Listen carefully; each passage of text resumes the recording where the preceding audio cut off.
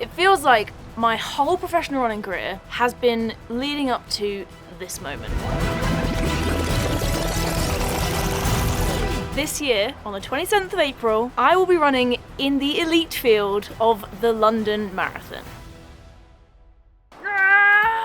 Yes, it's going to be my first time running at home in London. Yes, it's another world major. Yes, it may just be the fastest women's pro marathon field ever assembled. But more than all of that, this is the race that made me want to become a marathon runner. And today I'm going to explain exactly why that is and why this race could possibly be the most important race of my career so far, and also what might come after it. Let's walk and talk. Oh yes, just before I get into that, you really should subscribe because I'm going to be documenting my entire journey up to the London Marathon. The ups, the downs, maybe something useful for you along the way. So hit that subscribe button and come for the ride.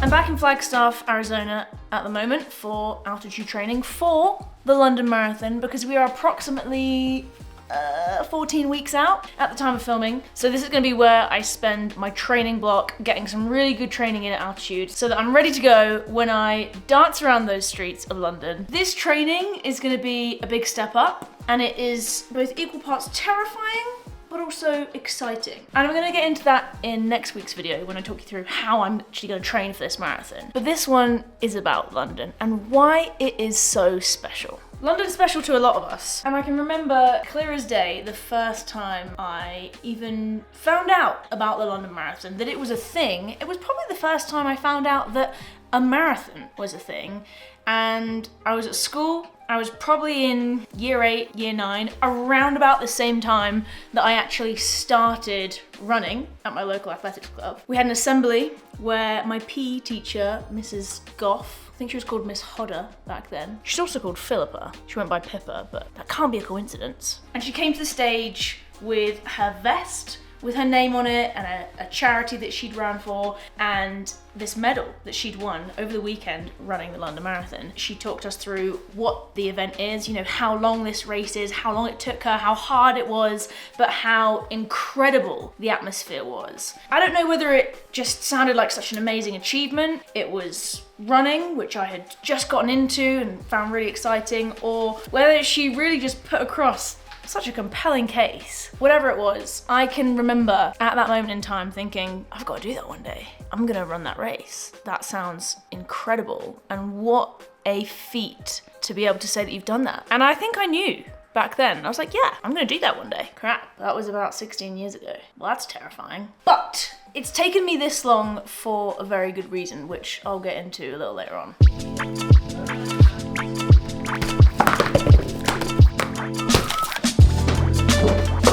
Pancake time. It's funny because when I talk to a lot of my friends who have run for a long time, like I have, when they were youngsters, they were invited to do something called the mini marathon, which is held at the London Marathon the day before or 2 days before, I think. I don't know because I never did it. Beta! You can find really cute, nostalgic pictures of people like Jake Whiteman and Jess Judd running, probably winning the London mini marathon when they were primary to secondary school age. And I don't know how they decided who to invite. It must have been off rankings at English schools or in your county. I was kind of the kid that was just scraping it into my county team when I first started running. I was very good at doing the bare minimum. I can distinctly remember doing my first English national cross country and my coach saying to me, listen, it's your first time, run hard, and I think that if you come in the top 100, that'll be a great result today. And I came 100. And so whilst I ran for my county, I was coming 8th at the trials and they would take 8 of us to the inter-county nationals. So it was probably like the top 2 per county, or maybe they did it by region. Anyway, I was never quick enough to be invited to run the mini marathon, and that's fine. Beta! because I have all these other amazing memories of what the London Marathon meant to me as a kid and growing up as a young runner. My dad was a very avid runner when I was starting out in athletics. I mean, he was a pretty avid runner for a long time before that, but he kind of got into half marathons and marathons when I was just starting out doing cross country and track races. So I can remember many London marathons being on the TV and sitting there with him watching it for hours, you know, watching the elite race, but also the masses, and probably, I don't know whether it would have been Gabby Logan back then, but someone stopping some random people in crazy outfits on Tower Bridge to talk to them about why they were doing the London Marathon. I'm not really happy at the moment, but you know,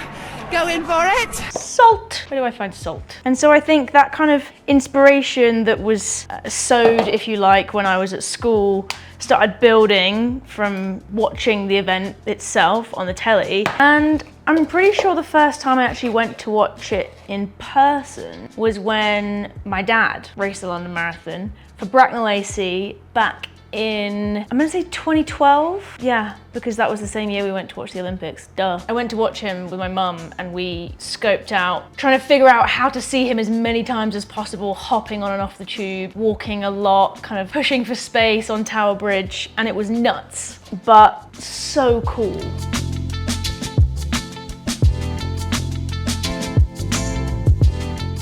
I can remember being really inspired that day, not just by my dad doing this really cool, really hard thing, but the sheer number of other people out there just hurting, but also smiling and having an amazing time, and seeing how crazy fast the guys and girls were at the front. It was the first marathon I watched in person, and at that point, being a very average 800, 1500 meter runner, cross-country athlete, I think I also felt quite intimidated by it. And this little pipe dream that I'd created in my head of, I'm gonna do this one day, was feeling maybe less realistic. I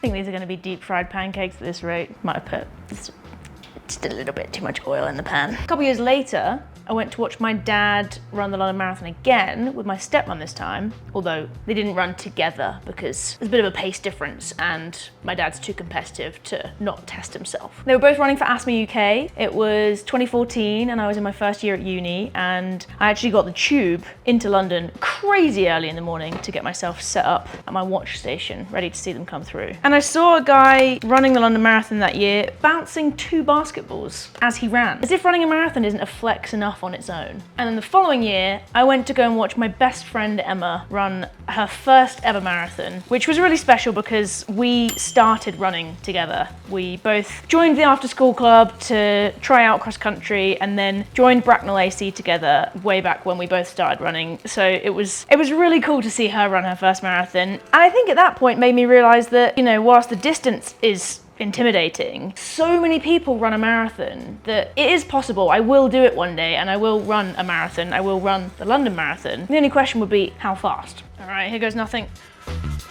Hey! Come on, Philly, you've got this.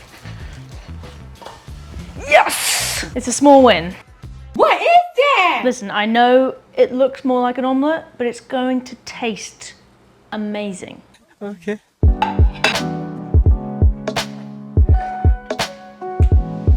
Secret ingredient. Bone apple tip. All right, now it doesn't look the best. I've kind of covered up the burnt bits. Hopefully it tastes all right. I'm gonna eat this hot mess and then I'll be back. On the whole, I'd say that was a great success. However, I now need to wash my entire outfit because I ate pancakes. I have strawberries on my finger though. So you could say that's my sort of background with the London Marathon, my exposure to it, my growing love for this race before actually running the thing myself. So why now? What is it that's actually motivated me to put my name on there, ask London Marathon very nicely, please, can I have an entry in the elite field this year? And it comes in 2 parts, I suppose. The motivation emotionally has always been there. Ever since I knew about this marathon, I knew I wanted to do it. And that's been growing and growing every year that the marathon has been held, and I have not ultimately run that marathon. It's definitely gotten bigger. That fire inside me that just cannot wait to run this race since I became a marathon runner myself, running my first marathon and now having 4 under my belt. If I'd have felt ready, I'd have run London for my first. I have always been itching to do this race, but feeling ready is important for this one because this is one of those majors, one of those marathons where the women's field start solo. There are no male pacemakers. We do not start with the masses and with the men in the pro field. It is just us. And then 45 minutes later, the men's race and the masses start. So what that means is if you get a spot in the pro field, unless you are running a time that is similar to some of those around you and you're able to compete, you're gonna find yourself alone very, very quickly. And I don't know about you guys, if any of you have run a marathon before, the thought of doing it without any company beside you, kind of gross, not gonna lie. I had a lot of bodies around me in Seville and it helped massively, especially when I found myself in the depths of hell over that last 10K. In my second marathon in Copenhagen, I had Matt pacing me through halfway, and then I was able to pick some of those men off later on in the race. Houston, yeah, I had some company. It was pretty dead towards the end. And then we had Berlin and the absolutely sensational performance of Dan, my pacer, who took me to 600 meters to go by my side. And we had a great pack for most of that race. So I've always had it in my head, watching this women's field, seeing a lot of athletes kind of drop off the back very early in the race and spend 10, 20 miles literally grinding it out solo. I wasn't willing to put myself in this race until I thought I could compete with those girls and have a group around me. And the number I had in my head to be able to do that was 225. And now I'm a 225 marathon runner. I finally met my own entry standard, if you like. So I've kind of had to keep a lid on this emotional desire to do London until I felt I was physically capable of reaching that. Now that I'm there, and I'm on the start list, I can kind of open that box, if you like, to all of these reasons why this race has been number 1 on my hit list for such a long time. It's in London. It's at home. The support on that course is going to be unmatchable. I'm fully prepared for this to be the best atmosphere I will ever experience. And I thought the support in Berlin was pretty good. I had some of you guys cheering me on every 200-300 meters at some point. London's gonna be nuts. I also feel very physically motivated towards this race. If you look at it in the timeline of my marathon career so far, Berlin couldn't have gone better, but at the same time, we felt we'd left some time on the table. So my confidence is up here from that race. I feel ready to step it up a gear. It's gonna be amazing to tick another major off the list. I think showing up and running these marathon majors that are gonna have incredible competition is only gonna help me grow and develop as an athlete. And it's gonna be a real test. London's not as fast a course as Berlin, but personally I think the atmosphere will make up for that. And I'm gonna be another marathon block ahead of where I was for Berlin. I'm gonna absolutely work my socks off to be as fit as I possibly can be for that race. And the field looks insane. Let's just have a look at who I'm running against, shall we? We have the world record holder, Ruth Chepngetich, with a 2:09:56 time to her name. We have the Olympic silver medalist, Tigist Assefa, and the Olympic gold medalist, Sifan Hassan, who won the London Marathon back in 2023. Why I'm playing this kind of game? And honestly, you can just take your pick scrolling down the list of women who are entered into this race. Little old me is ranked 14th on the start list based on PBs, and you know what? I'm okay with that. It was always going to be a test, throwing myself into the lion's den that is a women's only start at the London Marathon. But I'm in the place where that is both in equal parts exciting and scary, which I think is a healthy balance. So I've really hammed up why I'm very excited to do this race, very passionate about the London Marathon in general.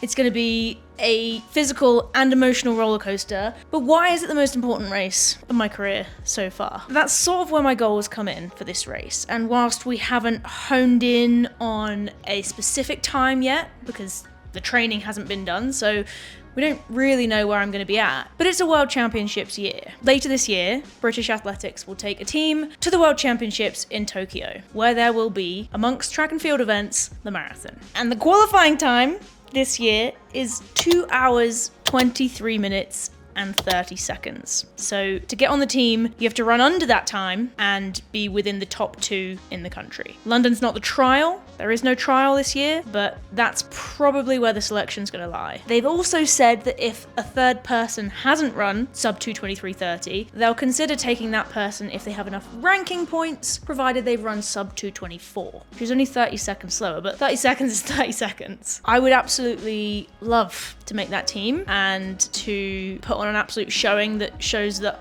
I'm worth being on that team. I would have to run an absolute storm of a race and take over 2 minutes off my PB. Took like 3.5 minutes off in Berlin. So that would be really cool and is a bit of a pie in the sky goal for me because like I said, the training hasn't been done yet. I'm a very evidence-based person and I will base the goals for the race off how the training has actually gone rather than being completely unrealistic in either direction. With it being a major though, it's not just times that matter. The prize money for the elite race at the London Marathon goes from 1st to 12th. Now, I told you I was ranked 14th going in. However, there are a couple people running their debut at London, including Ailish McColgan. I think that Ailish, if she is on that start line fit and fast, she's probably going to debut way faster than my current PB. That said, I'm there to race. This is a competition, and breaking into the top 12, maybe even the top 10, would be an absolutely unreal result. Fully laying bare my very scary, very far away into the future goals here, because sometimes saying them out loud, or even in this instance, to thousands of strangers on the internet, just makes them feel a little bit more real. Maybe